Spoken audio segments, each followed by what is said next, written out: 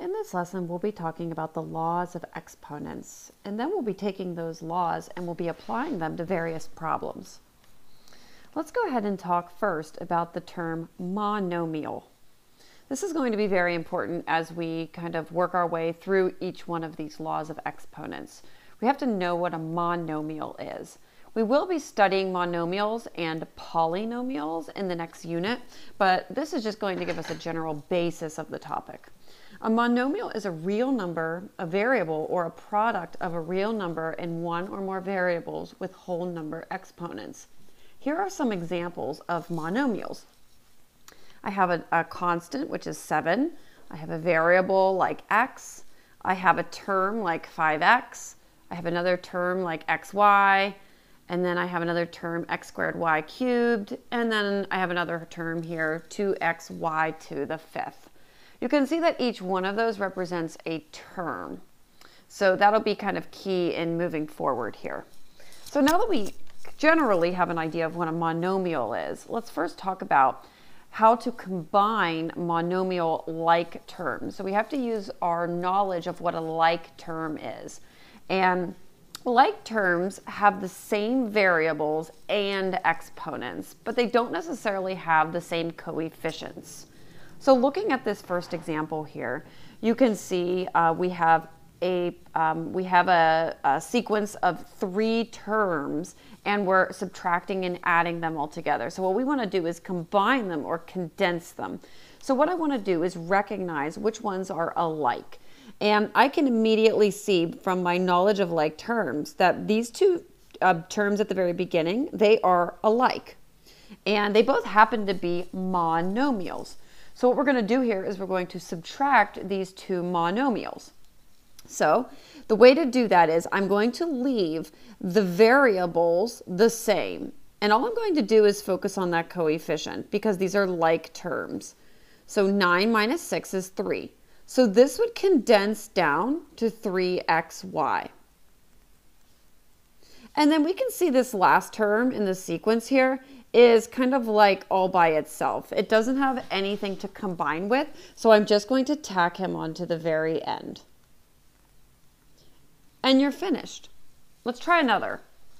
In this next one, it looks like we have 4 terms in our sequence here. So look for those that have the same, I like to say last name, meaning the variables and the exponents have to be exactly the same in order to combine them.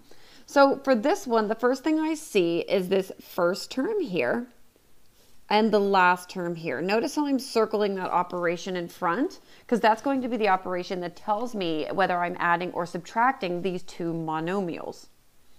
So I see that I have m to the 5th g in both of those terms. So let's go ahead and take the coefficients and subtract them. My coefficient of this first term is 1. I know that it's invisible, but you can go ahead and add it in there. This is going to be 1 minus 4, and that's going to leave me with negative 3 m to the 5th g. And I'm going to leave the m to the 5th times g all by itself. I'm not changing that when I'm adding and subtracting like terms. Okay, let's look at the middle 2 terms. We can also see that these two are alike as well. So I'm going to go ahead and add those two together. I'm going to say, I'm going to take my coefficients, so negative 5 plus 3 will give me negative 2. So I'm going to go ahead and write negative 2 with the last name, mg. So the key here is to notice that you're not changing the variables or the exponents at all when you're doing combining like terms. Let's try one more. Okay, in this last one, you can see we've got quite a bit of variables going on here and terms. Looks like we have 5 terms in our sequence. Let's look for the ones that are the same. And it does not matter the order in which you put these in as of right now. We will talk about how to place these terms in a particular order within Unit 7, so the next unit. So the first thing is this first term. It looks like it has the same last name or is alike with this guy right here. And it doesn't look like it's alike with anything else. So I'm going to go ahead and start there. And I'm going to say 3 minus 1. Remember, this is a an invisible 1 there. So 3 minus 1 is 2. So I'm going to write 2 with the same last name of a squared b cubed. And I'm done. Now let's move on to other terms that are the same. I can see that this term right here is alike with this term right here. Notice that the variables and the exponents are exactly the same. They have to be exactly the same in order for you to combine them. So here, my coefficients, 5 plus 2, so that's going to be positive 7. And then I'm just going to rewrite that last name, a to the 4th times b. And the last term that we have here, you can see that it doesn't have anybody to combine with. It looks similar to the other terms, but it's not exactly the same. It has to be exactly the same in order to combine it with something. So for right now, we're just going to go ahead and we're going to add 4a squared b. And then you're done. You've combined like terms in the expression. Okay, now I want to switch gears a little bit. That was really important to show you what you do when you add or subtract like terms. But now we're going to get into the laws of exponents. What we did here right now is not the laws of exponents. It's just something that's helpful as we kind of move forward. So now let's go ahead and talk about the various laws of exponents. And there's quite a few of them. And I'm going to go over the laws, and then I'm going to do some applications of them, and then we'll do some practice at the end. So the first law of exponent is the product rule. This is a rule in math that any time this occurs, this is how you solve it, basically. So the product rule speaks of this. If you have a base number, which is represented by the variable x, and it's raised to an exponent, times the same base raised to a different exponent, when you see that situation happen, what you're going to do is you're going to add the exponents. So basically, when you have like bases and you're multiplying, you're going to add the exponents. So don't let that confuse you with the combining like terms that we did earlier. This is a completely different concept and topic. So having that said, let's just go ahead and look at this first example. I have h squared times h to the 6th power times h. And I want to use the laws of exponents to simplify this expression. The first thing I need to note is that I have an exponent of 2, 6, and then there's one missing over here. When you have something missing, that just means that you have an exponent of 1, and you can feel free to add them in there. So I have like bases. You can see my base here is h, and I'm multiplying, indicated by those multiplication signs. So what am I going to do? I'm going to add the exponents. I'm going to add 2 plus 6 is 8. And I'm going to add 1 to that, which is 9. So this will condense down to h to the 9th power. All right, let's try another one and just kind of like beef it up a little bit. Notice how I'm multiplying two monomials here. Okay, I'm not adding, I'm not subtracting, I'm multiplying them. So here's how you do this and apply the product rule throughout. So the first thing I'm going to do is recognize that I have a coefficient in each of these. I'm going to multiply them. That's going to give me negative 14. Always start with the coefficients if you have them. Then I'm going to move only to my variable a because I see that I have a variable a in both of these monomials. Because I'm multiplying like bases here, right? My base is a, and I'm multiplying them, indicated by the parentheses. I'm going to add those exponents, and that's going to leave me with a to the 5th power. The last thing I'm going to do are the b's. I'm going to go ahead and I'm going to take b to the 4th times b. And if you want to, you can even rewrite it. If it helps you to kind of just rewrite it like this, you can. We know that that is an invisible 1, so that's going to leave us with b to the 5th as well. And there you just use the product rule to simplify your expression. Okay, that's just one rule. Let's move on to the next rule. This is called the power rule.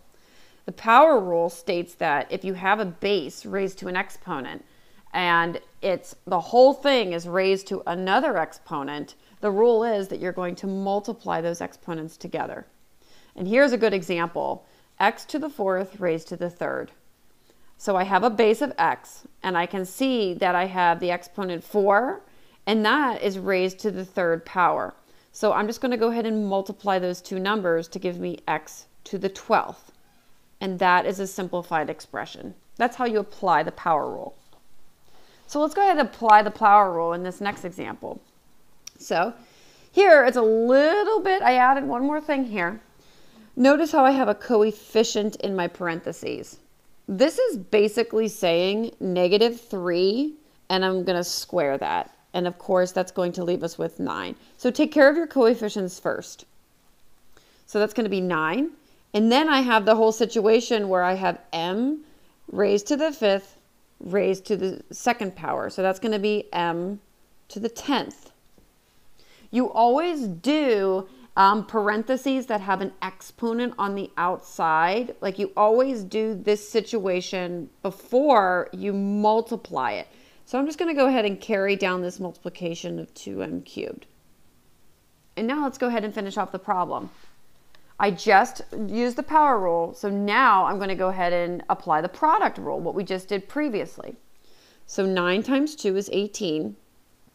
My variables are m, which are like, and I have an exponent of 10 and 3, so I'm going to add those two. So m to the 13th. And so this whole big expression just simplifies to 18m to the 13th. And that's how you do the power rule. Okay, let's go ahead and move on to the next rule here. The quotient rule.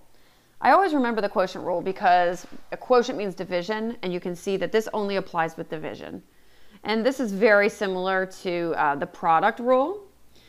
Here we have, when we have like bases, so that's our x, and you have an exponent on either one of those bases, what you can do is subtract them in the quotient rule. So you're just going to, let me show you in this first example. So you'll probably be noticing as we're working through these laws of exponents that I'm applying all of the exponents as we kind of move through them, just so you get a really good understanding of them. So let's look at this first one. Notice how the numerator in this one has the power rule. And you always have to take care of that first. So let's go ahead and multiply them, and that will give us y to the 8th power divided by y to the 3rd power. So we just applied the power rule up top here. Now we can apply the quotient rule because see, we have like bases. Do you see the y's? And we're using division. So we can take those exponents and subtract them to give us one answer. So that's going to simplify down to y. 8 minus 3 is 5. So this whole big thing will just simplify down to y to the 5th power. All right, let's go ahead and try another one. Now, I like to do some techniques here to help me out. So I always like to just draw a little line here. It just helps me to indicate that I have a numerator and a denominator. So here, the first thing I have are my coefficients. I have 18 and 27. And most likely those will simplify fairly nicely. So 18 over 27 is going to simplify 2 over 3. Okay, and be sure that you're using one line to indicate your division. Now I have x to the 5th over x. Remember, this is a hidden 1 there. So I'm going to take 5 minus 1, because that's the quotient rule. 5 minus 1 is 4. And so I'm always, always, always going to put my answer on the top. So I have x to the 4th. So there's your answer here. It's just going to be 2x to the 4th over 3. That is it. You are done. All right, let's try the 0 rule. I love this rule. It's pretty easy, but it's also forgettable, I find.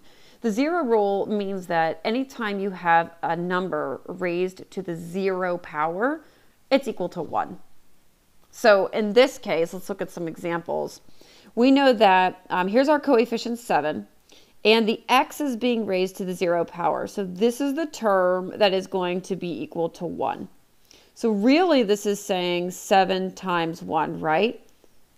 So that would just simplify down to 7. Simple as that.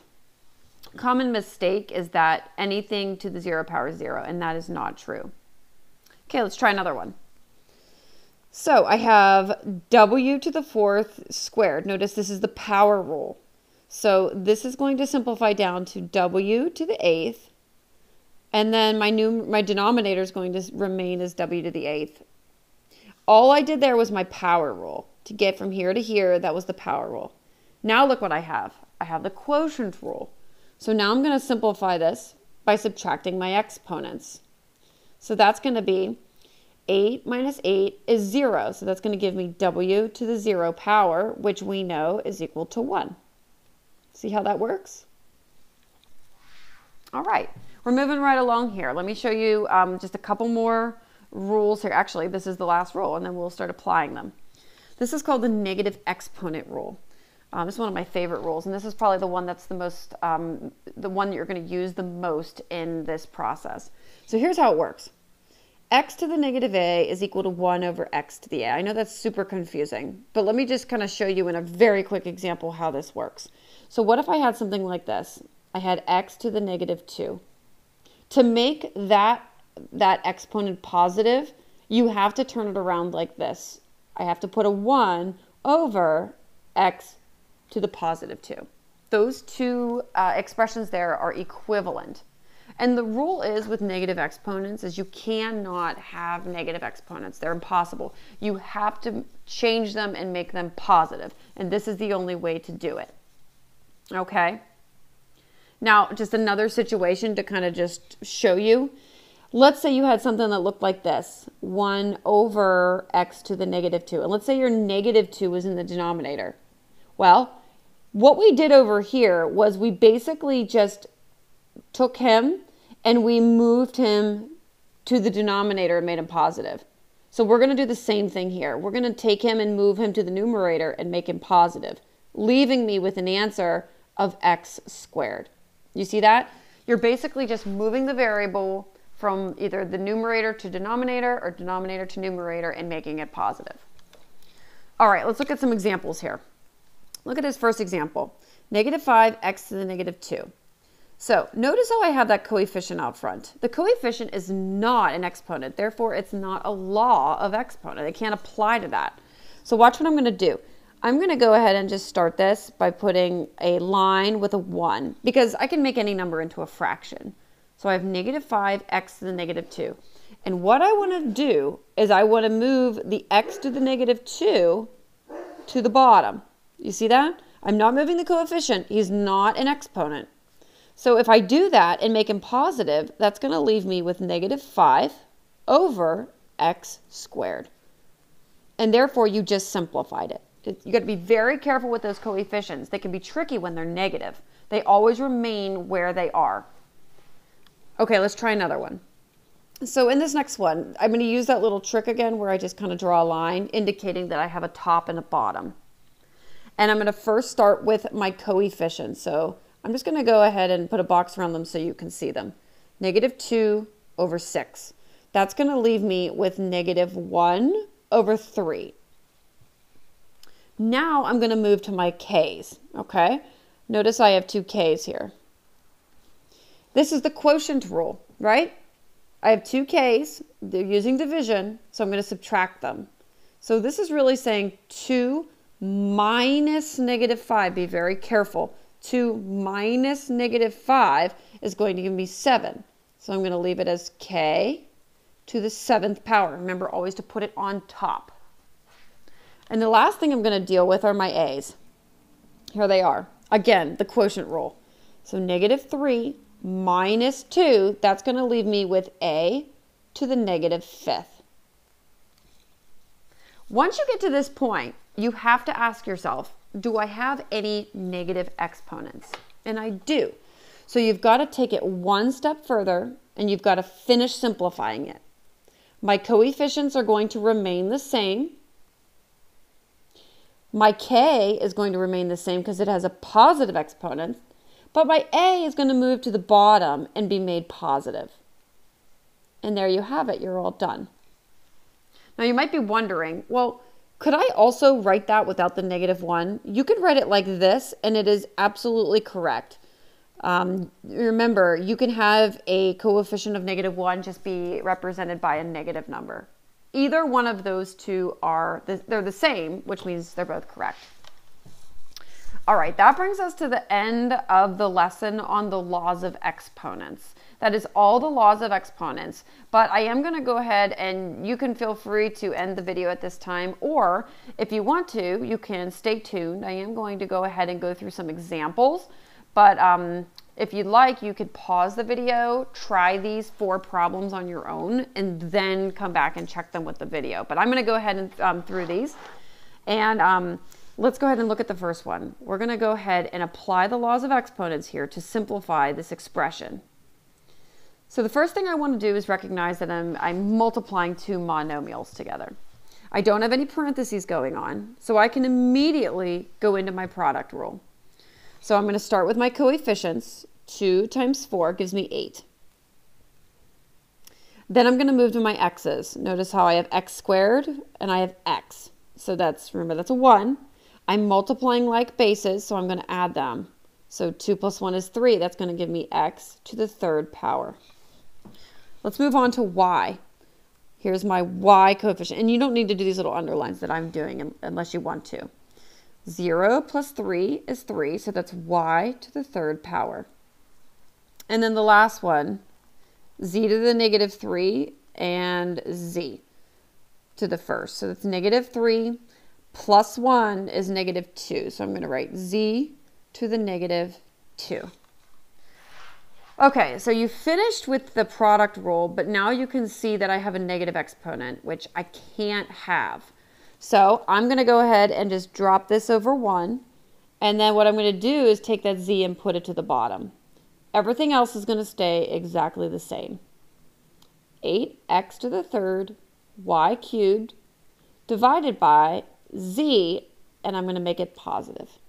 And everything at this point is fully simplified. Okay, let's try the next one. In the next one, you can see that I have the power rule. And I know that because I have those parentheses and I have powers inside and powers outside. So let's just go ahead and focus our attention on this first piece before we begin multiplying it by the other piece, which we'll also have to use the power rule for. But let's just focus on this first one. So I'm going to start by taking -1 and raising it to the 3rd power. Do you see the -1 there? It's kind of hidden, but we have to remember that it is there. -1 to the 3rd power is going to leave us with -1. So I'm going to write that down here. Then I have x to the -4th cubed. That's going to give me x to the -12th. Then I have y squared to the 3rd power, which is going to leave me with y to the 6th power. So what we just did there was simplify that first monomial. Now, let's go ahead and simplify the second monomial before we work with any of those negative exponents or whatnot. So I'm going to go ahead and say 2 squared is 4. And then I'm going to say x squared. And then y cubed squared is going to leave me with y to the 6th. So what I did there was take care of the power rule. Now let's go ahead and take care of the product rule. Let's go ahead and multiply these. If the negative exponent is bothering you, just let it bother you till the end. You always want to eliminate that at the end. Okay, let's go ahead and simplify these. -1 times 4 is -4. Let's work with my x's now. I have like bases and I'm multiplying. So -12 plus 2 is -10. So x to the -10th. Now y, I have y to the 6th and y to the 6th. So that leaves me with y to the 12th. So see what you did there? You used the power rule first, then you use the product rule, and now I'm moving to the next piece. I have a negative exponent, so I have to eliminate him. I'm going to put him over 1, and I'm going to simplify it down. Remember, -4 is going to remain because it's a coefficient, it's not an exponent. My x to the -10 is going to drop down, become positive, and I'm going to leave y to the 12th up top because it's positive. And that's it. You're all done. All right, I have 2 more for you here today, and these ones are a little bit more challenging, but I'm going to show you some tricks. Okay, so when you have a situation like this, where you have a negative exponent outside of parentheses, okay, and particularly when you have a coefficient out like this, try putting 2 to the negative 2 in your calculator, and you're going to get something like 1/4. And it gets really tricky with all the fractions. So I'm going to show you a trick that makes everything just easier. When you have a negative exponent, that means that you can take that whole top layer and drop it in the bottom. Okay, just like you would a regular negative exponent. So watch what I'm going to do. Here's my numerator denominator. And I'm going to leave 5b to the 4th down there. I'm not touching him yet. And then I'm going to move, watch this. I'm going to move 2b cubed, and I'm going to make it positive 2. You see that? I just took the whole piece and moved it down and made it positive. And of course, what's left over there is a 1. This just makes everything easier. So let's go ahead and work through this problem now that we have positive exponents. I can see here that I have the power rule, so I got to take care of that first. So I'm going to leave everything else the same, and I'm just going to take care of my power rule. So I have 2 squared, which is 4, and b cubed squared is going to leave me with b to the 6th. Then I'm going to work on my product rule in my denominator, so let's go ahead and do that. So I have 20, and then I have b to the 10th power. And it doesn't look like at this time I have any other rules, right? I have all positive exponents. I don't have any exponents in the numerator and denominator, so we're done. Your answer here is just 1/20th b to the 10th. So let's go ahead and try this last one. And this is probably, it looks challenging, but watch this. This is kind of a cool trick I'm going to show you. In this situation, you have a negative exponent outside, and you have this big quotient on the inside of parentheses. I want to make this guy positive right off the bat, because if I take 2 to the negative 3, that's going to give me an ugly fraction, and it's just going to be a mess. So watch this. The first step here, all I'm going to do is this. I'm going to switch the position of everything that's in the top, and I'm going to move it to the bottom.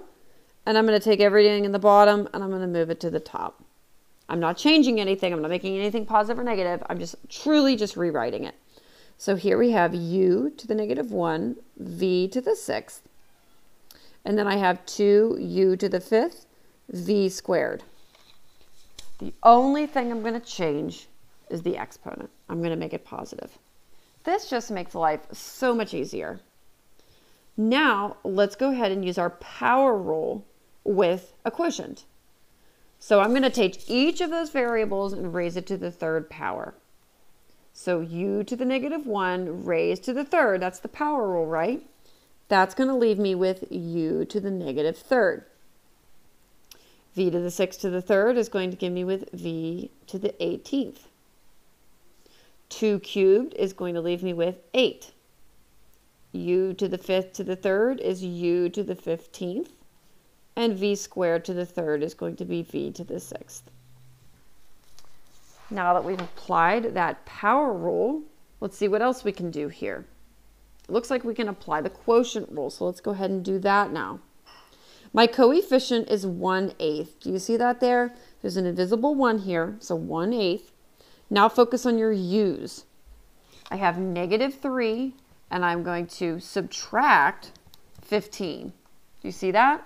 Negative 3 minus 15 is going to leave me with negative 18. Always put it on the top. Now I have v to the 18th over v to the 6th. That's going to leave me with v to the 12th. I'm always going to put it on top. The last thing we're going to do here to finish things off is we're going to apply the negative exponent rule here. I have a negative 18, so let's bump him to the bottom. So I'm going to be left with 1v to the 12th over 8u to the 18th. And we're done. And again, if you'd like to just write it without that 1, you could write it like this. And it's absolutely the same and an identical answer to what we have there. Okay, that brings us to the end of the lesson on laws of exponent and all the practice problems.